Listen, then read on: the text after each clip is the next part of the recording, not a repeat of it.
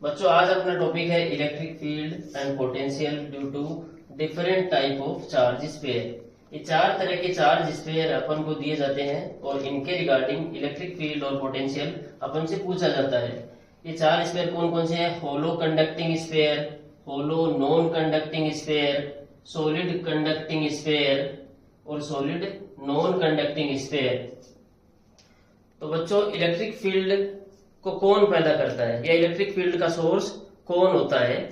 वो होता है चार्ज। तो अगर हम चार्ज का पता कर लें कि चार्ज कहाँ होता है तो अपन ये बता सकते हैं कि इलेक्ट्रिक फील्ड कहाँ पर कितना है। तो पहले अपन को क्या पता करना पड़ेगा बच्चों?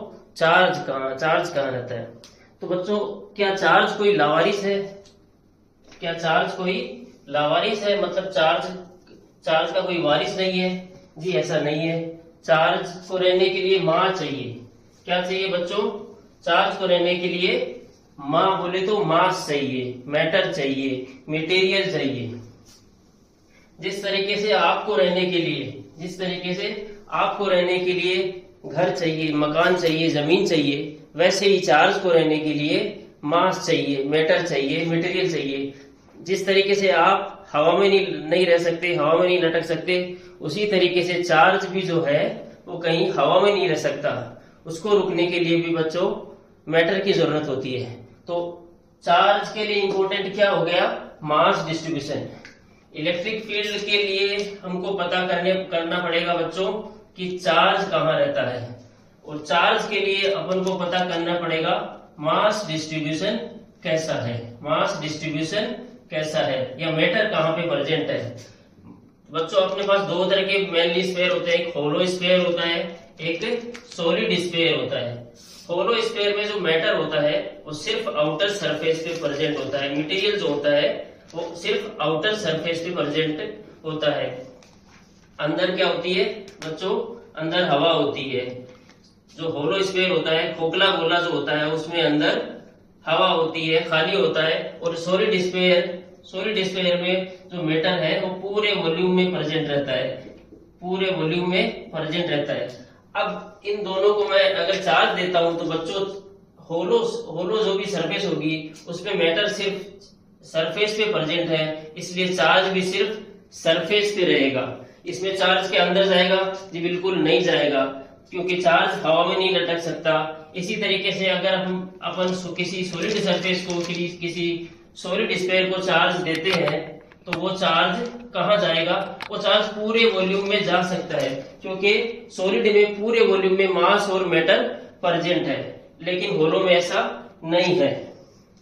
इतनी बात समझ में आई बच्चों? ठीक है, तो अपन आगे कंटिन्यू करते हैं।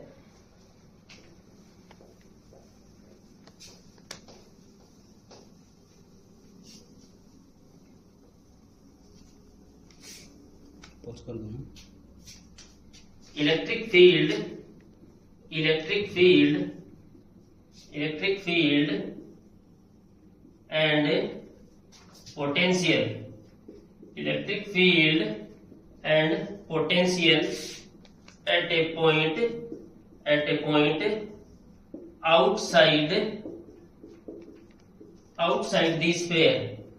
outside the sphere। तो बच्चों अपन को कहां पे इलेक्ट्रिक फील्ड निकालना है? आउटसाइड पे। और कौन से स्फीयर के? देखो बच्चों बोर्ड की तरफ, कोई भी स्फीयर हो, एनी स्फीयर, अगर अपन को कोई भी स्फीयर ले लो, किसी आउटर पॉइंट पे अगर अपन को इलेक्ट्रिक फील्ड निकालना है, एनी स्फीयर बच्चों, एनी स्फीयर बोले तो कौन कौन से जो अपन ने कंसिडर किया था? Hollow sphere, hollow conducting sphere, hollow non conducting sphere, solid conducting sphere, solid non conducting sphere. बच्चों कोई भी स्फीयर ले लो, अगर हम किसी आउटसाइड पॉइंट की बात करते हैं तो इस स्फीयर को दूर से जाके देखो तो अपन को एक ये लड्डू नजर आता है। हम जैसे जैसे दूर जाते हैं ये लड्डू छोटा होता जाता है, ये लड्डू एक पॉइंट चार्ज बनता जाता है। तो बच्चों आउटसाइड में जब भी अपन को एनालाइज करना है तो अपने लिए ये कोई भी स्फीयर हो, अपने लिए सारे स्फीयर क्या है?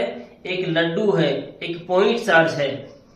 तो आउटसाइड जब भी अपन को एनालाइज करना है तो ये सारे स्फीयर अपने लिए क्या है, एक पॉइंट चार्ज है, और एक पॉइंट चार्ज की वजह से किसी आर डिस्टेंस पे इलेक्ट्रिक फील्ड बच्चों होता है K Q by R square, K Q by R square.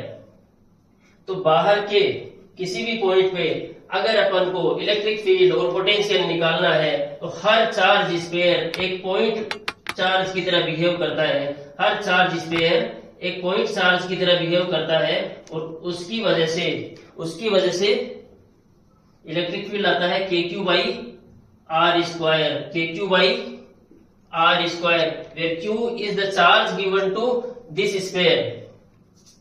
और पोटेंशियल आता है बच्चों पॉइंट चार्ज की वजह से, पॉइंट चार्ज की वजह से किसी भी आर डिस्टेंस पे पोटेंशियल कितना आता है, के क्यू बाई आर, के क्यू बाई आर, के क्यू बाई आर।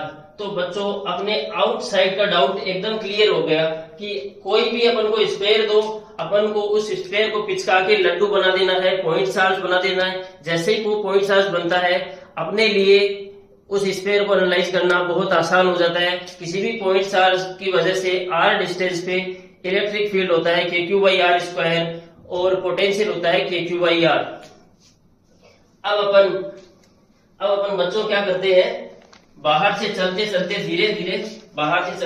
धीरे धीरे अपन आते हैं सरफेस पे। बाहर से धीरे धीरे चलते चलते अपन कहां पे आते हैं, किसी चार्ज स्फीयर की सरफेस पे। ये एनी चार्ज स्फीयर है, एनी चार्ज स्फीयर। अपन चलते चलते बाहर से कहां पे आते हैं बच्चों, जब हम बाहर थे बच्चों ये जो आर डिस्टेंस है, तो ये R greater than capital R, ये where capital R is the radius of the given sphere. Outside point पे इलेक्ट्रिक फील्ड हो गया, पोटेंशियल हो गया, E इक्वल टू हो गया बच्चों k Q by R square, और V इक्वल टू हो गया के क्यू बाई आर। अब अपन आते हैं सरफेस पे, तो अपन R small R equal to put करते हैं capital R, where R is the radius of sphere. तो E बन जाएगा बच्चों k Q by capital R square, और V बन जाएगा के क्यू बाई आर।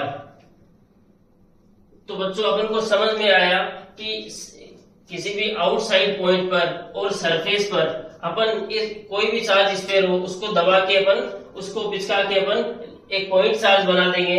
उसकी वजह से पॉइंट चार्ज की वजह से इलेक्ट्रिक फील्ड अगर वो आउटसाइड पॉइंट पे k Q by R square, potential k Q by R, और सरफेस पे electric field put R small R equal to capital R, electric field k Q by R square, potential k Q by are.